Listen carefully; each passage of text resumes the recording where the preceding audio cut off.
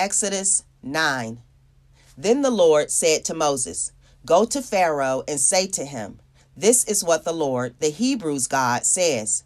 Let my people go so that they can worship me. If you refuse to let them go and you continue to hold them back, the Lord will send a very deadly disease on your livestock in the field, on horses, donkeys, camels, cattle, and flocks. But the Lord will distinguish Israel's livestock from Egypt's livestock, so that not one that belongs to the Israelites will die.' The Lord set a time and said, 'Tomorrow the Lord will do this in the land.' And the next day the Lord did it. All of the Egyptian livestock died, but not one animal that belonged to the Israelites died. Pharaoh asked around and found out that not one of Israel's livestock had died, but Pharaoh was stubborn, and he wouldn't let the people go. Then the Lord said to Moses and Aaron, 'Take handfuls of ashes from a furnace and have Moses throw it up in the air in front of Pharaoh. The ashes will turn to soot over the whole land of Egypt. It will cause skin sores that will break out in blisters on people and animals in the whole land of Egypt.' So they took ashes from the furnace, and they stood in front of Pharaoh. Moses threw the ash up in the air, and it caused skin sores and blisters to break out on people and animals. The religious experts couldn't stand up to Moses because of the skin sores, because there were skin sores on the religious experts as well as on all the Egyptians. But the Lord made Pharaoh stubborn, and Pharaoh wouldn't listen to them, just as the Lord had said to Moses. Then the Lord said to Moses, 'Get up early in the morning and confront Pharaoh. Say to him, "This is what the Lord, the God of the Hebrews, says. Let my people go so that they can worship me. This time I'm going to send all my plagues on you, your officials, and your people, so that you will know that there is no one like me in the whole world. By now, I could have used my power to strike you and your people with a deadly disease so that you would have disappeared from the earth. But I've left you standing for this reason, in order to show you my power, and in order to make my name known in the whole world. You are still abusing your power against my people, and you refuse to let them go. Tomorrow at this time, I'll cause the heaviest hail to fall on Egypt that has ever fallen from the day Egypt was founded until now. So bring under shelter your livestock and all that belongs to you that is out in the open.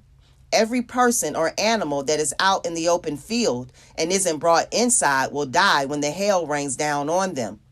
Some of Pharaoh's officials who took the Lord's word seriously rushed to bring their servants and livestock inside for shelter. Others who didn't take the Lord's word to heart left their servants and livestock out in the open field. The Lord said to Moses, 'Raise your hand toward the sky, so that hail will fall on the whole land of Egypt, on people and animals, and all the grain in the fields in the land of Egypt.' Then Moses raised his shepherd's rod toward the sky, and the Lord sent thunder and hail, and lightning struck the earth. The Lord rained hail on the land of Egypt. The hail and the lightning flashing in the middle of the hail were so severe that there had been nothing like it in the entire land of Egypt since it first became a nation. The hail beat down everything that was in the open field throughout the entire land of Egypt, both people and animals. The hail also beat down all the grain in the fields, and it scattered every tree out in the field. The only place where hail didn't fall was in the land of Goshen, where the Israelites lived. Then Pharaoh sent for Moses and Aaron and said to them, 'This time I've sinned.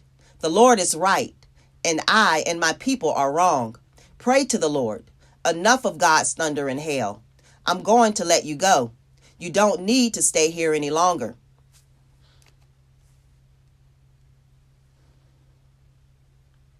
Moses said to him, 'As soon as I've left the city, I'll spread out my hands to the Lord. Then the thunder and the hail will stop and won't return, so that you will know that the earth belongs to the Lord. But I know that you and your officials still don't take the Lord God seriously.' Now the flax and the barley were destroyed, because the barley had ears of grain and the flax had buds. But both durum and spelt wheat weren't ruined because they hadn't come up.